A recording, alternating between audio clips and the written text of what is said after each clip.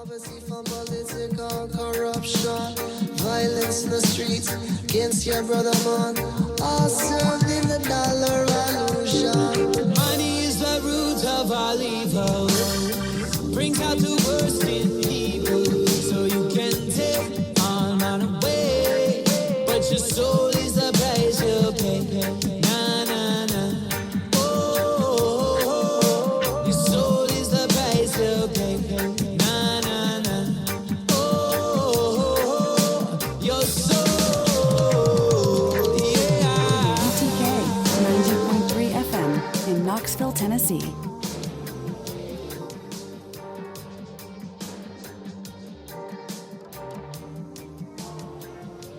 Yo, you are listening to 90.3 The Rock here, Simmer Down Radio in Knoxville, Tennessee.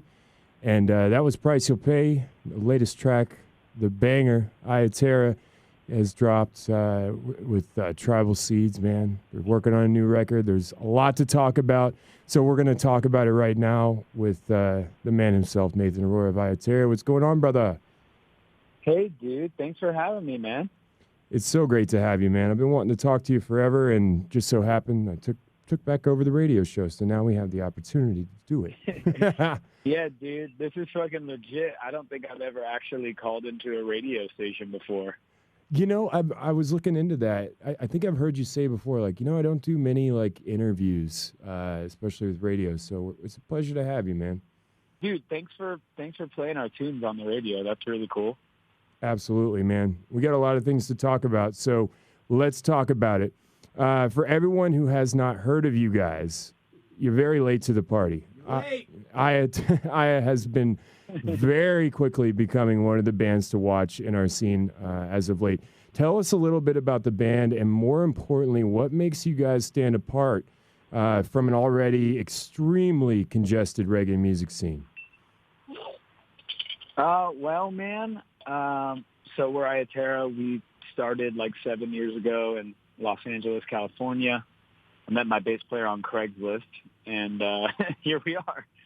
I feel like I don't know if I could really pinpoint what makes us stand out, but maybe just from my point of view, could just say the thing that I like about the group that I think helps us stand out and be unique is just like being unafraid to kind of.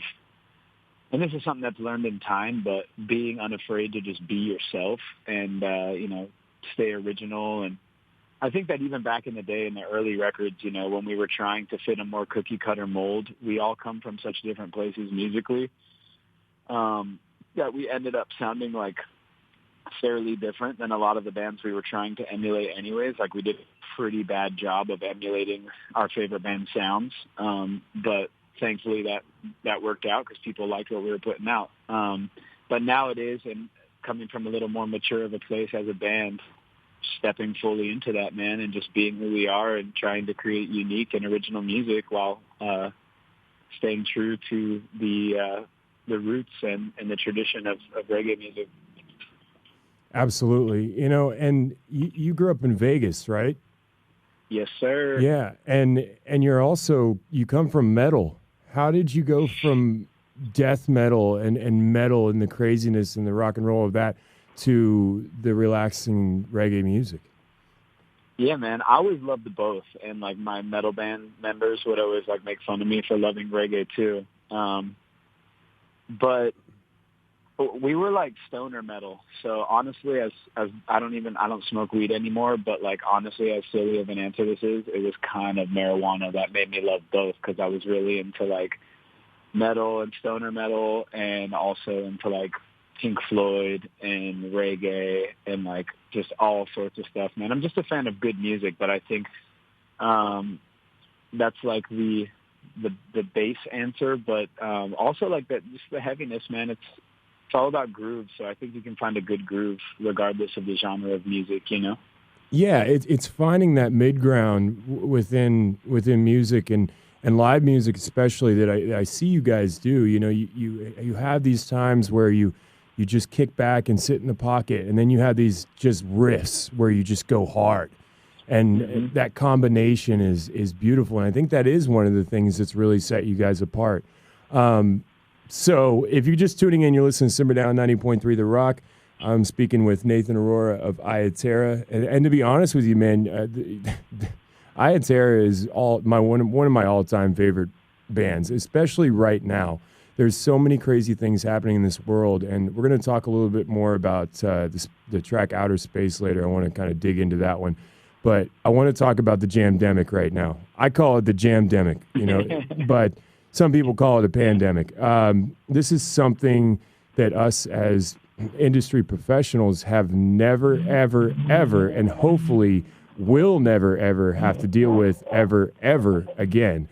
I mean, I remember being on the road with the Elevators last March, and out of the blue, Reed calls me, and he says, "Hey, man, you're sold out tonight in Phoenix, but tomorrow the whole world is shutting down." And that includes the business of music, and you guys are heading back home. And it was wild, and then I made my move, and all these crazy things happened. Tell us about that last live Iya show before the shutdown, and what happened. How'd you feel? What was going on? Yeah, man. So, around that time, last March, we were lucky enough to have just finished a tour. I think our last show was March 2nd in Des Moines, Iowa. And truth be told, it was an awful show for me. My guitar wasn't working the whole set.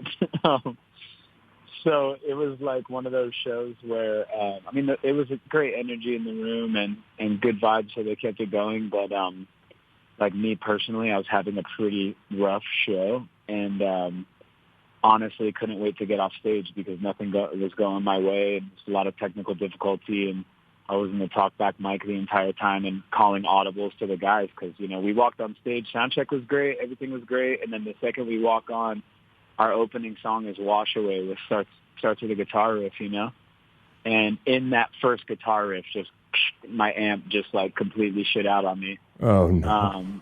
It's in the middle of the first riff of the entire set. And so everything just kind of went up in flames. And, our guitar tech is amazing, and he was working on figuring it out, but we were opening the tour, so we only had a 30, 40-minute set anyway. So he spent the first couple tracks trying to figure it out until I was just like, it's fine, man. We'll just do all the songs I don't play guitar on. But obviously those were not the original plan, So we're talking to each other and calling these audibles all right, we're going to do this one. All right. And I'm thinking the whole time on stage, what else can we play? What else can we play? And so we had to pull some ones out of the cut that we hadn't played in a while, I like that, out of the cut. Yeah, we did, man. We were doing songs that we hadn't played in years. My drummer looked at me like, "God damn it!" And I'm like, "Dude, come on, we could just jam it, So we got through it, but it was crazy because that was March 2nd, and to be honest, man, that was a 3-week tour. There was no talk at all about the virus or about maybe the potential closing down of the industry. No one was talking about that. I went to go see my favorite band play on March 7th when I got back home, and still no one was talking about it at all. We were all just enjoying the show, and there was not one thought of it. And then a week later, the world shut down. So I remember at that time kind of reflecting and being like, man, I feel really grateful that we finished our tour. But I also remember feeling extremely bad for so many friends that were like you guys who were in the middle of a tour or just starting out a tour or getting ready to leave on a tour because, living in this industry, you rely on those tours for your income, and you kind of plan out the next 6 months of your life based on where the tours are going and what you're going to be doing. So it threw everyone for a loop for sure. But absolute craziness, man. It was a loop and a half. I mean, nobody's ever dealt with this. I mean, the last time there was a Jamdemic, would be 1918 or 1911 or. I wasn't there. Yeah, and I don't know if there's a whole lot of live music going on. Maybe some saxophones and trumpets and some big band stuff. I don't know, but yeah. Nobody's really ever dealt with this before, so it's so crazy, guys. If you're tuning in, once again, you're really late. But late. Yeah, and Blue said everybody's late. But hi, Blue. What's up?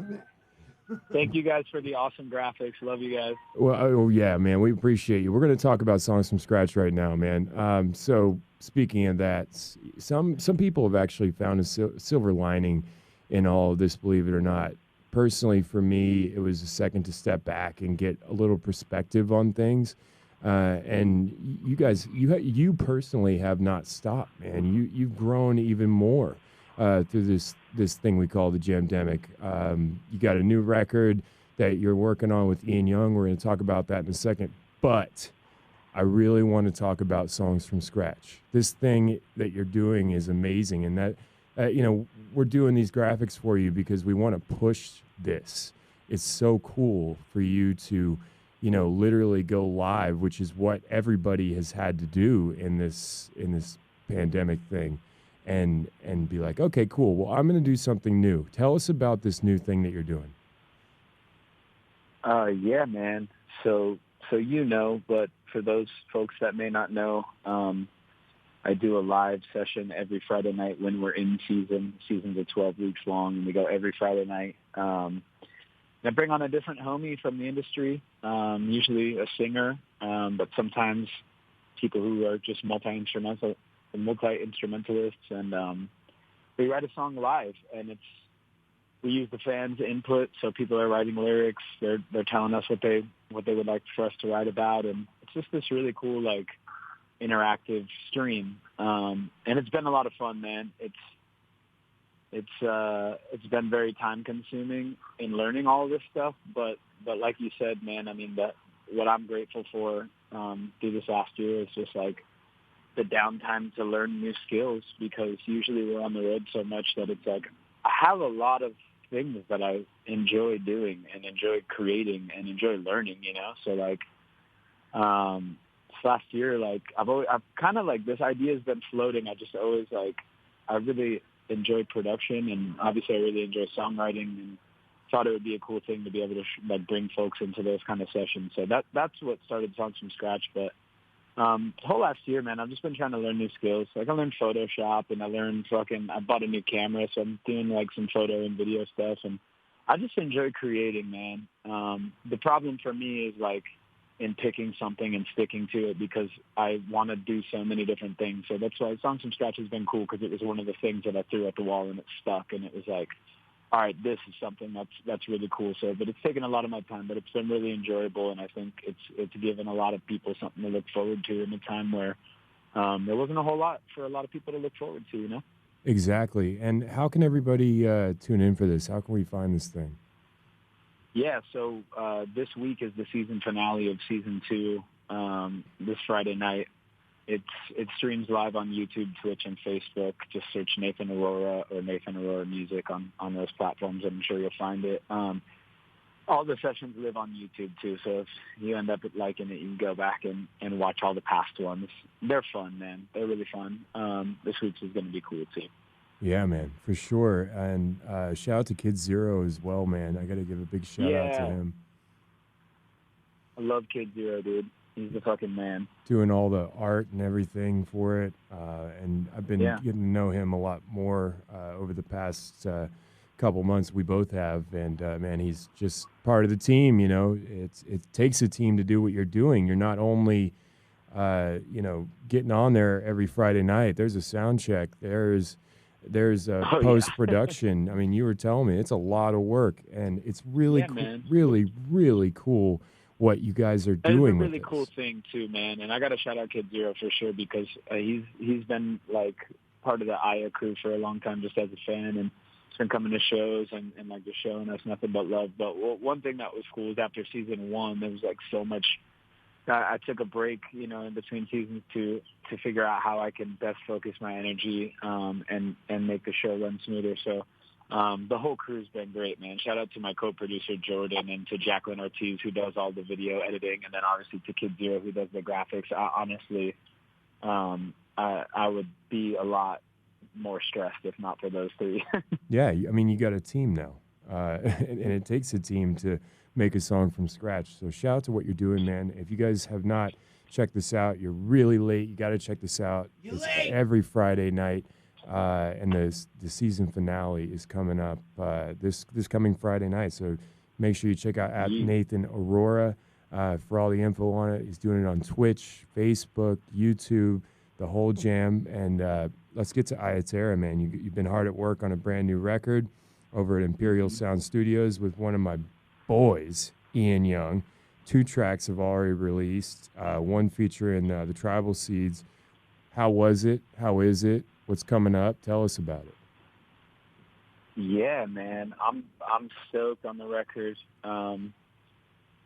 It's going to be a really cool, unique one for us, man. Everything on the album's tracked live, which it was kind of the plan, but like it kind of just happened at the same time.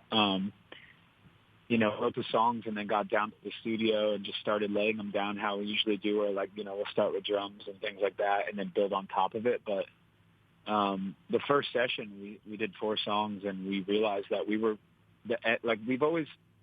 always tried to figure out how to capture our live energy onto an album. And I think we've always struggled with that just because, there's so many different ways to record, and you can be so methodical that sometimes you lose a bit of the organicness, But with this record, we got down there and the vibes they were perfect. And when we played together, all of the tracks right off the bat, we all plugged in and we're all going into the mixing board and we just played through the songs. And I'm going to say like 80% of that stuff, all that noise that we created on just playing through, made it onto the album. There's not that much layering and overdubbing and things like that. A lot of what you hear is just the 5 of us in a room, playing through these songs. And I think that gives this album like a certain breath of life that the other records maybe didn't have. So that's really cool. And then, yeah, like you said, shout out to Ian Young, man. He's our guy, dude. Like, for a band like us, I was talking to your boys, The Elevators, yesterday, and I was talking about them recording with Cosmic and how when you find the right producer for your band, and especially for like an album, and the divine timing is just there where you're in the right place with the right guy at the right time, you don't really need to talk too much about, hey man, so we're going for this sound. It's just like an unspoken thing. Like Ian to us is almost, for this album, is almost like a 6th band member, because he's just in there with us and he understands our sound and our vision so much that like we just play and he sculpts it, and like it's exactly what I hear in my head when I'm writing a song of like what I want the end product to be. So I couldn't imagine working with a better producer for this album. I've always loved working with Ian. He's the fucking man, and I think everybody out there is really going to enjoy this record. It's something special for sure. Absolutely, man. Shout out to Ian Young and Imperial Sound Studios. I've known that guy for a long time, and from him working with Tatanka to Hyrie to, I mean, it goes on and on and on. When I heard I heard you guys were working with him, I was like, boom, bread and butter, like perfect. He was telling me on the episode of Songs from Scratch, I think that he's produced 4,000 songs for the scene. 4,000 songs. Don't quote me on the number, but it's something ridiculous like that. It might be 4,343. Who knows? Something like that. Something in that ballpark where you're just like, dude, holy fuck, take a nap, man. You're so busy. Absolutely, man. So I want to switch gears real quick. For most artists, keeping a solid, healthy relationship going is next to impossible. It really is. I've seen it work just a few times. And you and Katie are an exception. Every single time I see you guys, it's LOVE, love. Love and more love. Real love. I can feel the energy when I'm around you guys. Tell us about your journey and how you make it work so well. Yeah, man. It's a beautiful question. Thank you, Alex. I appreciate the kind words. Yeah, dude, she's my queen. She fucking literally helped. She is responsible for me becoming a better human as a whole. You're right. It's hard to be in a relationship when you're a musician. I mean, it's hard for everybody. I don't care if you work at Best Buy or if you're, playing arenas every day. Like, love is hard and commitment is hard, but when you find that right person, I think there's a little bit of destiny involved. You end up with the person that you're meant to be with. But the journey seems to be rocky for a lot of folks, and I know for me and Katie, it's definitely had its ups and downs.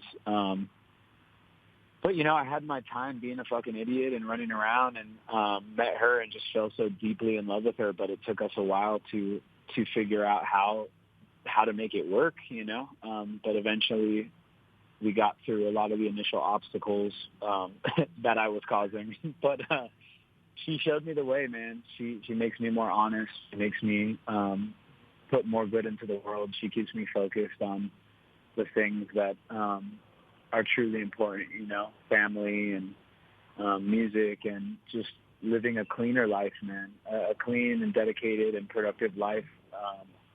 I truly owe, like, the last couple of years of success to her, man. I couldn't do it without her. And we get through everything together, man. It's like the obstacles never stop coming, right? You know, you do all the self-work, but, like, life is suffering. So there tends to just be bullshit that comes down the line from time to time, but it's real nice having a partner that's just there with you to, like, take it on. 100% honesty and 100% commitment. And yeah, dude, we're getting married in July. Congratulations. Oh, wow. Thanks, man. dude. Thank you, brother. That's so cool, man. It is just, I mean, with this whole pandemic thing or jamdemic or whatever you call it, you know, I came back to Knoxville. I got dropped back off in Knoxville because it was on the way to Boston. And I had my own struggles for a couple months. And then I met the color blue. And, you know, we have made music together. We've gone through our ups and downs, but we're doing it together. And, you know, musicians and people that are musical or whatever and touring, it's not easy. And to have somebody by your side that understands it is such a powerful thing.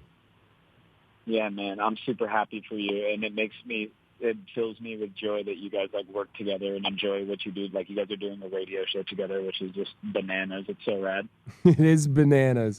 I'm happy for you, man. I'm truly happy for you. Thank you so much. If you're just tuning in, you're listening to Simmer Down 90.3 The Rock. I got Nathan Aurora from Iya Terra, one of the bands to watch in this scene right now. 2 brand new singles out. Their brand new record's going to be dropping soon. He's doing songs from scratch, which is literally mind-blowingly groundbreaking. Nobody's ever done this. Let's find all the musicians in the scene of all these different genres and make music with them. And then on top of that, let the fans, the family, which I call it now, not the fans, the family, really do it with you, man. And you're crushing it. I'm so proud of you. And I'm so proud of you and seeing what you guys are doing.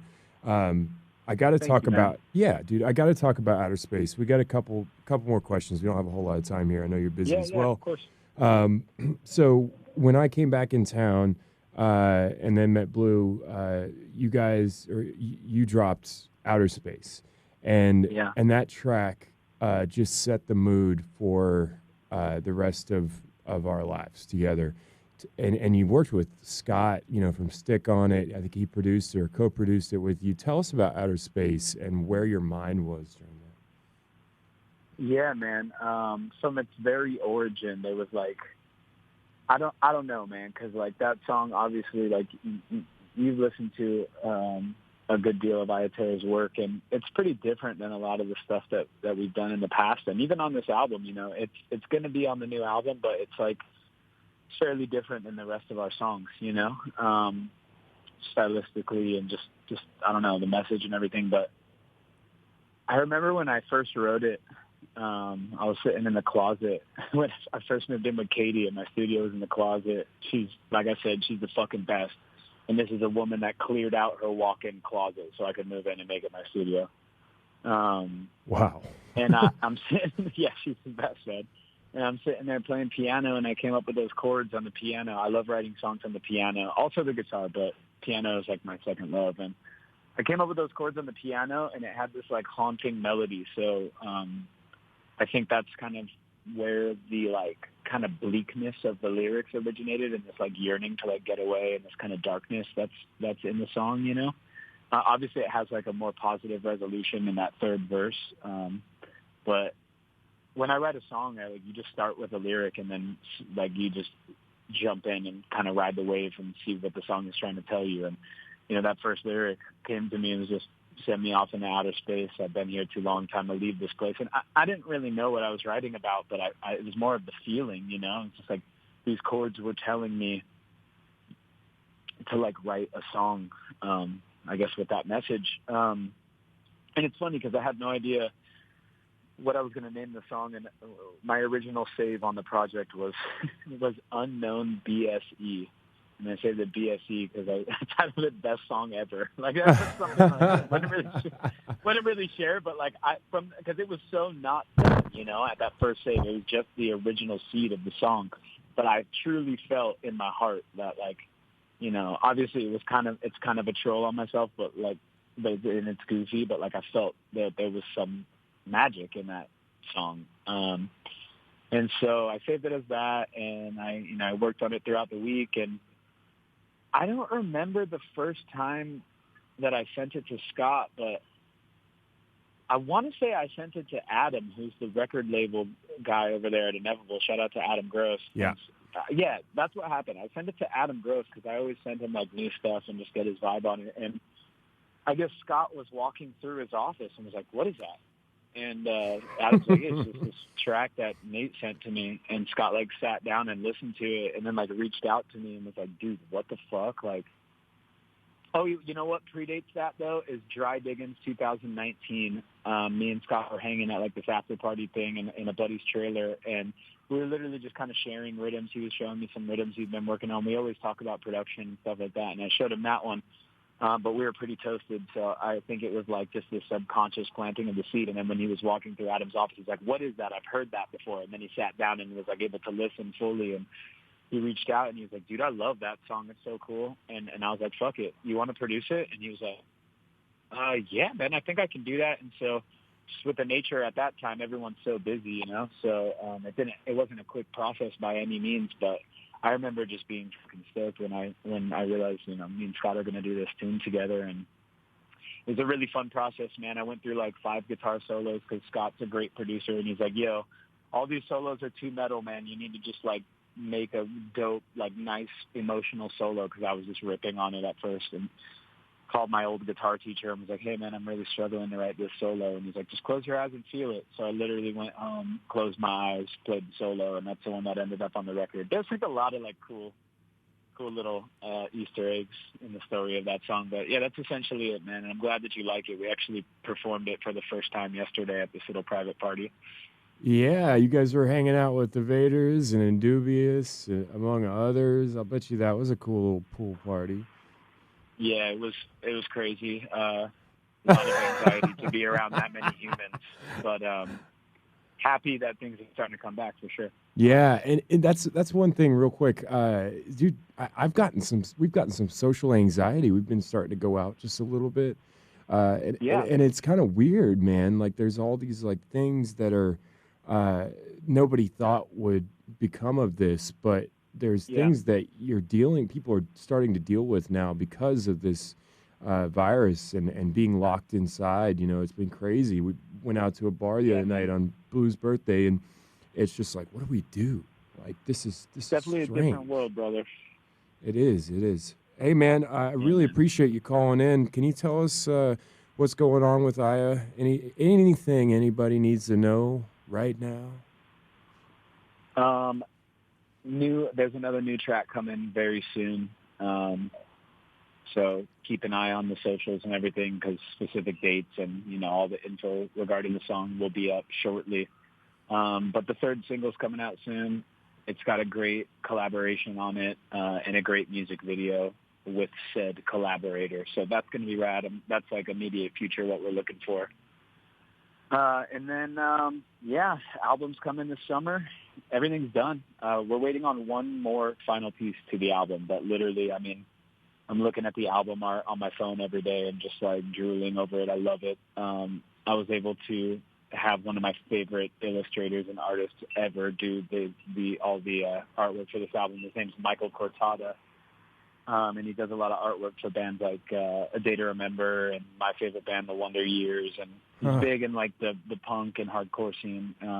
So artwork's awesome. Album is is larger than life. It's got really awesome collaborations on it. The whole band killed it, and it's really fun. Ian killed it.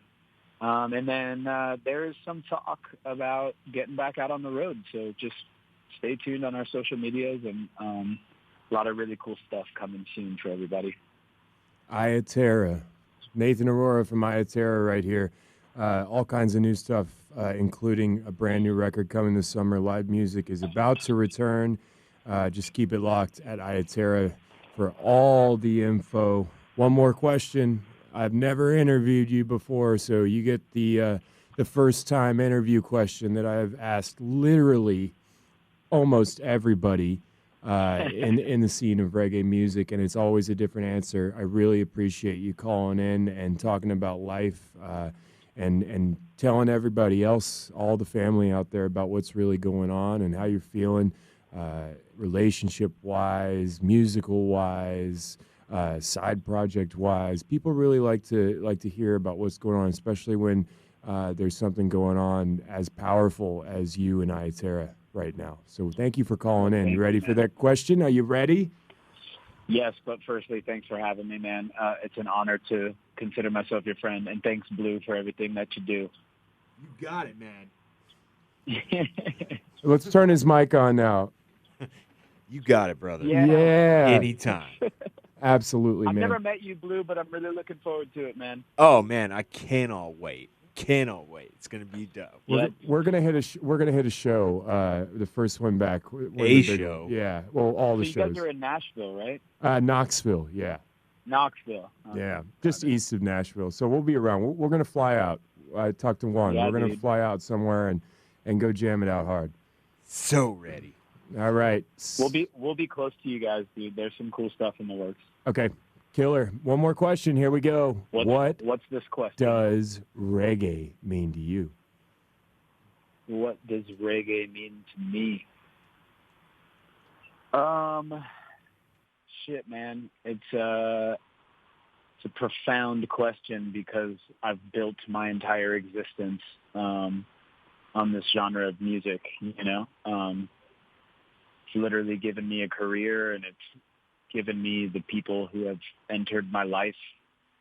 It's given me my immediate circle of friends and managers, and it's given me a lot, man. It's given me a lot. So I think to me it kind of means what's the word I'm looking for, like community, I guess, you know? And I don't mean like the reggae scene at large, but just even in like my own personal life, man. I mean, my friends and my woman and my teachers in life have all been intertwined through this style of music.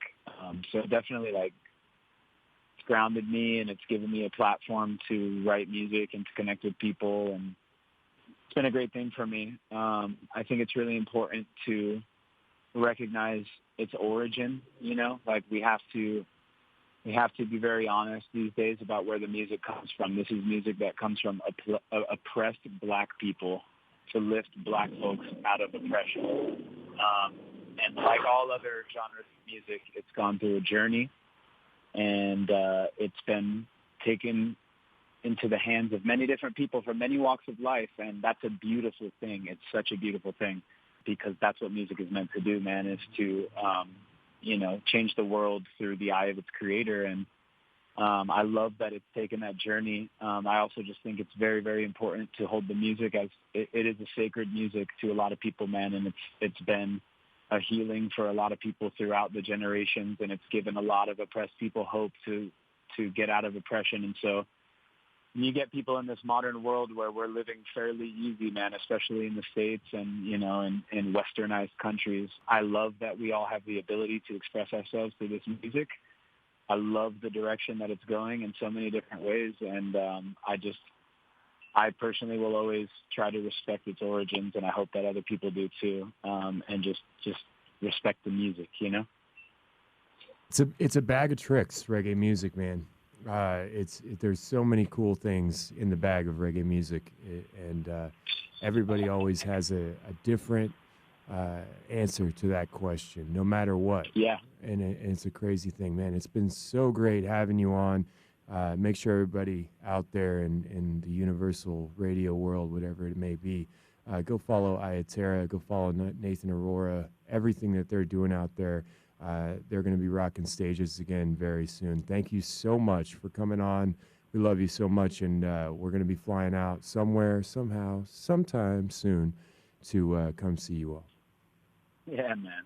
My pleasure, Alex. Thanks again for having me, man. It's nice to catch up with you, brother. Absolutely. We'll see you soon. And let's drop Outer Space right now. This is my all-time favorite Iya track, produced by Stick Figure. Just everybody out there, just listen to this for a minute. And like Nathan said, close your eyes. Thank you so much, man. We'll see you, all right? Yeah, dude. Cheers, guys. Cheers.